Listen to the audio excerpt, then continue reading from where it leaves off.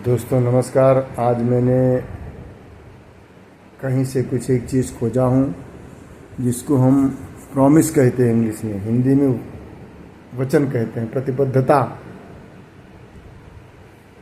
किसी के लिए समर्पित हो जाना। ईश्वर अपने मित्र के पास किसी रूप में, मानव रूप में आए और उनसे वचन लिया कि हम आपके यहाँ पधारना चाहते हैं। तो उन्होंने वचन दे दिया कि हम आपके और आपके सभी मित्रों को आमंत्रित करता हूँ, यथाशक्ति जो मेरे पास क्षमता से रहेगा मैं पूर्ण करने की कोशिश करूँगा। मतलब आपकी सेवा सत्कार करने में कोई कमी नहीं करूँगा। तो वो उनके घर पे आए और उनको प्रणाम करके उनके पैर धोए। उनकी पत्नी ने भी उनका आशीर्वाद लिया पैर धोकर, और उनके 11 साल के पुत्र ने भी उनका आशीर्वाद लिया।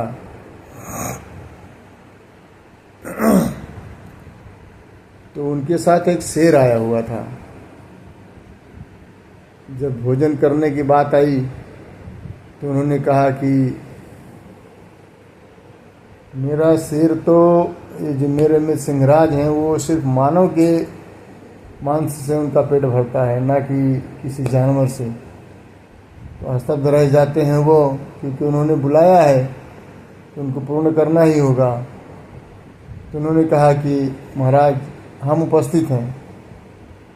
तो उन्होंने कहा कि आप घर के मुखिया हो, यह आपका मांस स्वीकार आपको स्वीकार नहीं करेगा। उन्हें वह जो मोह माया से वंचित हो, दुनिया भर का प्रपंच से दूर हो, उसका मांस खाएगा। तो उन्होंने कहा कि ये जो आपका 12 साल का युवा होने की परिस्थिति में है, पुत्र है, ज्येष्ठ पुत्र, उसी का मांस खाएगा ये। तो पत्नी के लाख कहने पर वो मना नहीं कर सके और उन्होंने इजाज़त दे दी और गए, उसको काट कर लाए और शेर तो खा गया। फिर जब उन्होंने कहा था कि पहले मेरा सिंहराज खाएगा उसके बाद मैं खाऊंगा। अब जब दहाड़ मारा, अपनी सहमति दी, लेकिन ये तो ईश्वर की परीक्षा थी। तो उन्होंने कहा ठीक है। और तो ब्राह्मण देवता ने कहा कि जिस घर में वंश नहीं, हम भोजन कैसे करें। तो वो निरुत्तर हो जाते हैं। उनके पास कोई शब्द नहीं रहता है, कोई जवाब नहीं रहता है कि किस उत्तर से उन्हें बताएं कि मेरे पुत्र को तो आपने मरवा दिया। लेकिन सिर्फ वो मात्र एक कल्पना थी। अपने वचन को पूर्ण करने की क्षमता जो होती है इंसान के ऊपर, आज के युग में नहीं रह गया है, किसी के अंदर नहीं है। इंसान एक रोटी तक किसी को नहीं, एक पैकेट बिस्किट किसी कुत्ते को नहीं खिला सकता है। दारू मदिरा में पैसा उड़ा देता है, नाना प्रकार के दिखावे में उड़ा देता है।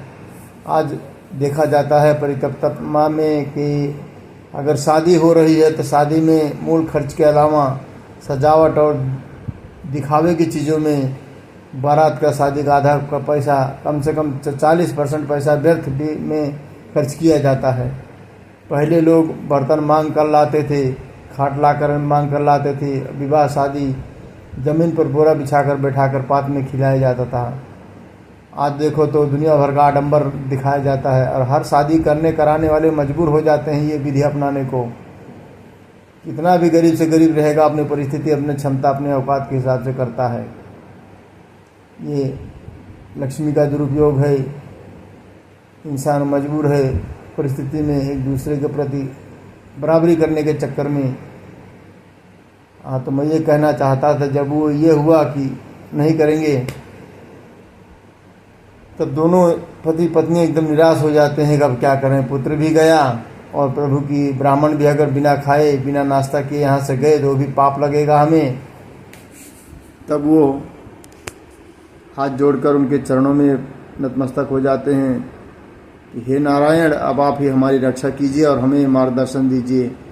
तब नारायण अपने प्रतित्व स्वरूप में आ जाते हैं, शंख चक्र गदा के साथ में, और कहते हैं हे राजन, हम तो आपकी परीक्षा ले रहे थे और पुत्र को बुलाइए।